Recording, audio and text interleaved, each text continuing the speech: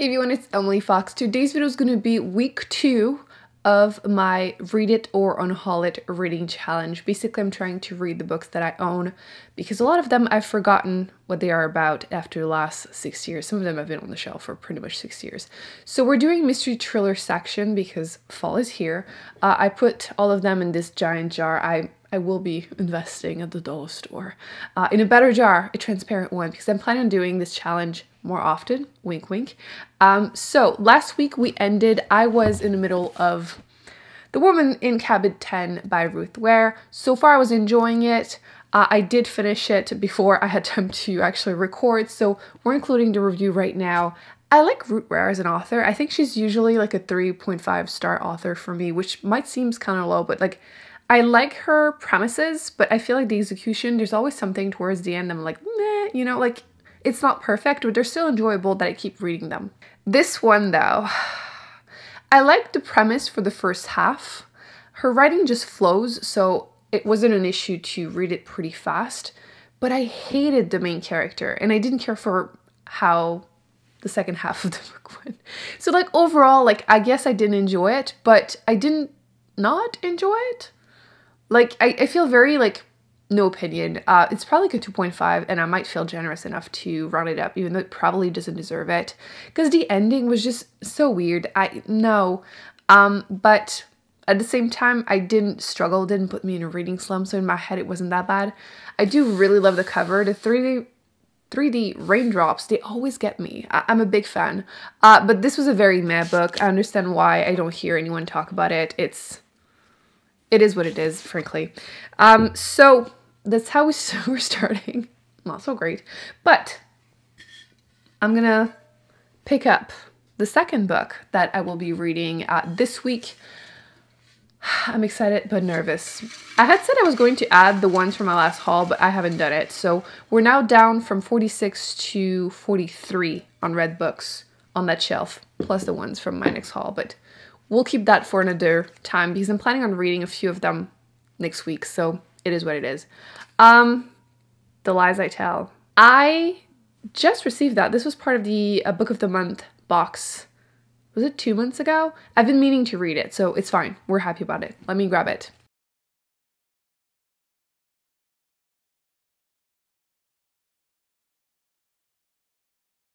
Here we go. I struggle a little bit finding it. Anybody else is like this? Like I could literally be wearing my glasses and I am searching frantically for them. Like I can't see things that are right in my face. The Lies I Tell. From what I remember, it's 2 women, which clearly the cover. I believe one of them is like, not a spy, but like she's scamming people and the other one is like investigating her. I think she might be a journalist. So I'll let you know. It's a fairly short one. It's less than 300 pages. So I think no matter what, 290. It shouldn't be that big of a deal. Actually, let me read the first chapter right now because it's 3 pages again. I looked and I was like, of course it is because they always are.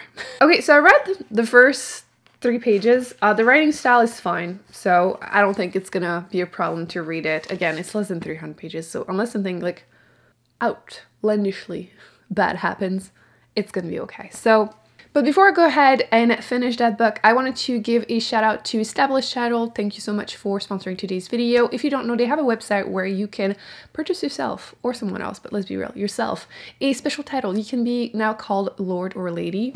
So I have mine. I'm now officially Lady Emily Fox. I own 1 square foot of land in Scotland, and you too can do the same. I'll link all the information down below if you are interested. But essentially, whenever you purchase your certificate, you get a unique plot number that gets you that title. But mostly, in my opinion, it's just a fun way to preserve the forests in Scotland because they have committed to planting 1 tree for every order, and they work with global charities like One Tree Planted and Trees for the Future to support global reforestation efforts.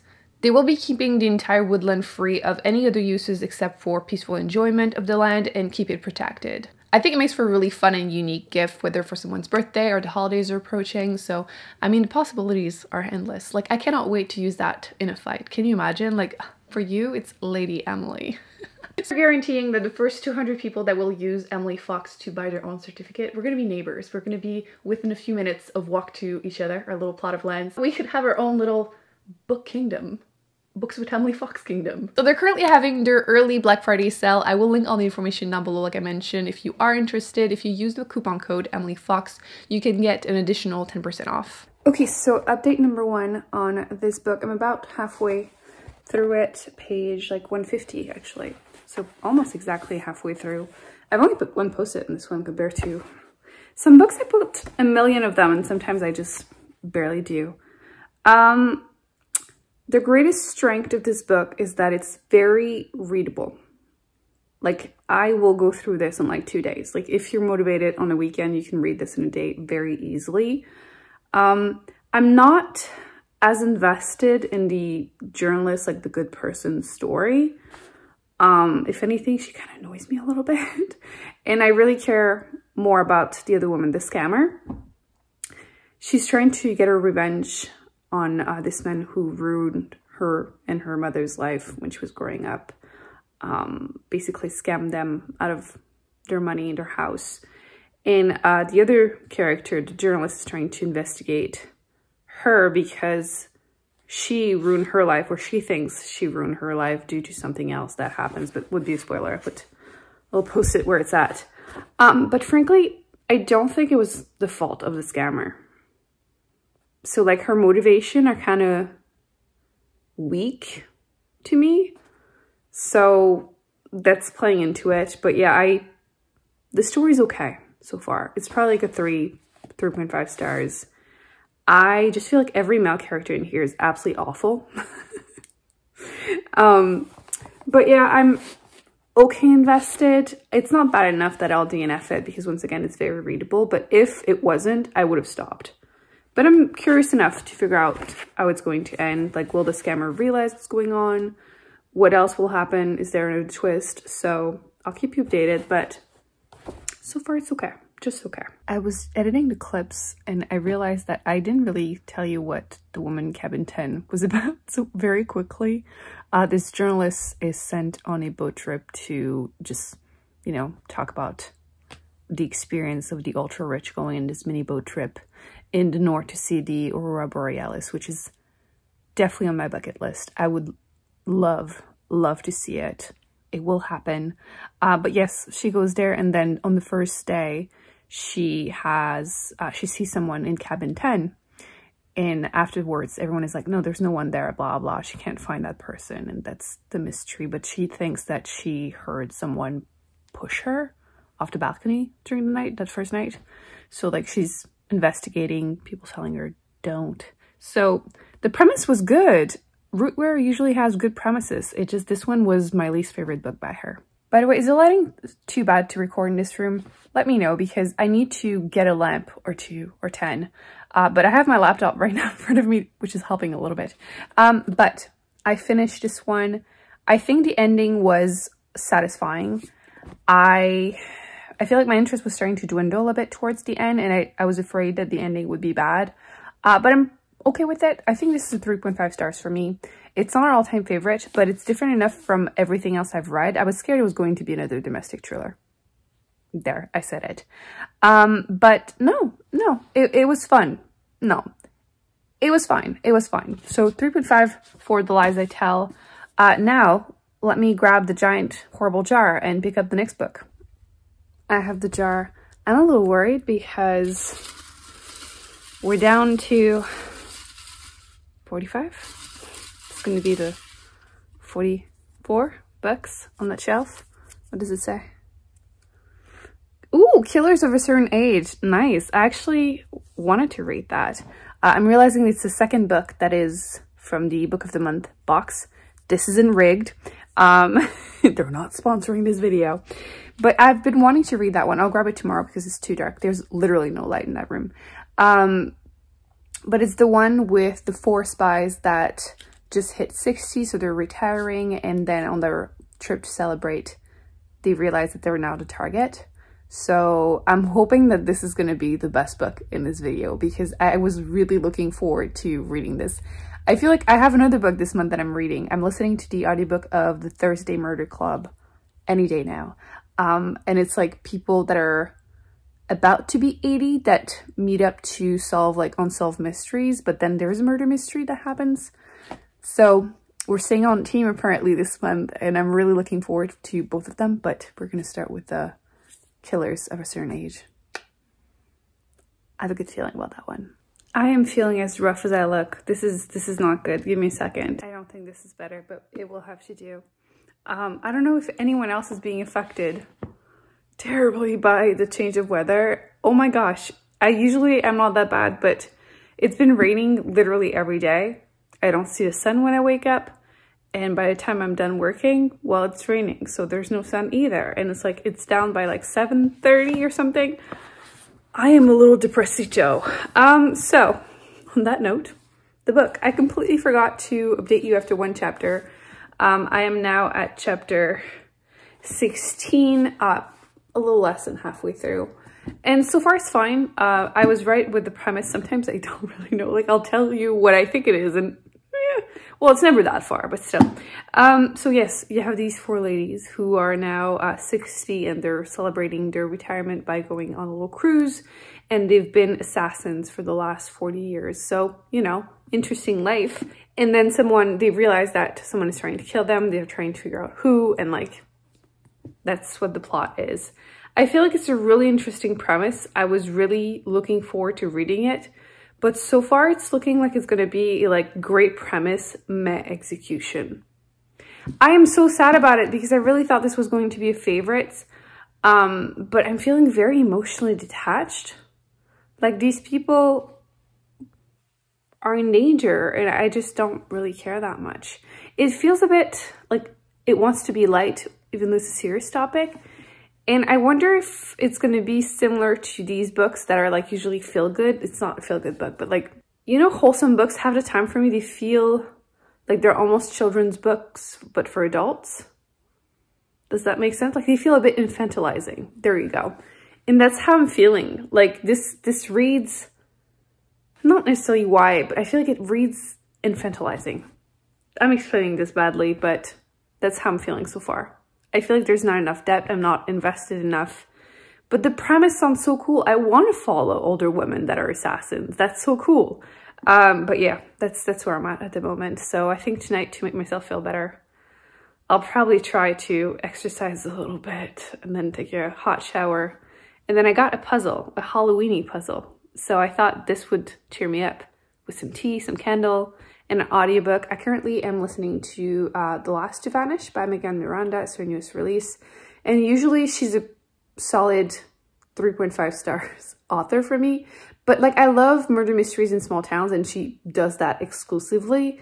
So I'm hoping this is going to cheer me up. Plus, it's really short. It's like 6 hours. So I already have started it, so I might have time to finish it as I do the puzzles. So we'll see how long I'll last, and then I'll go back to reading this and I'll update you on how that's going. By the way, mini rant.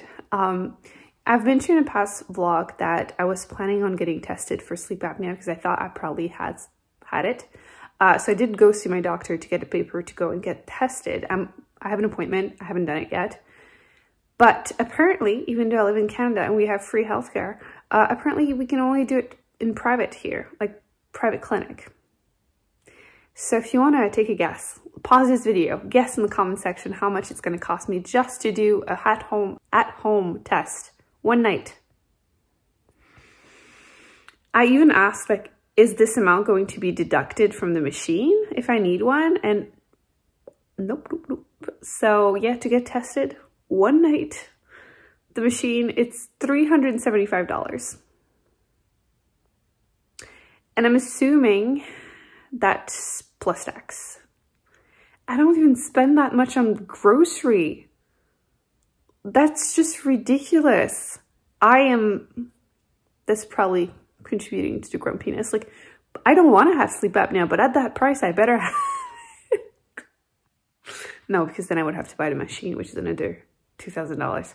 So, yeah, grumpiness. So I'm going to go exercise, and then I'll show you what I'm doing with that puzzle. I keep looking because it's on the table over there, but I'll get to work soon.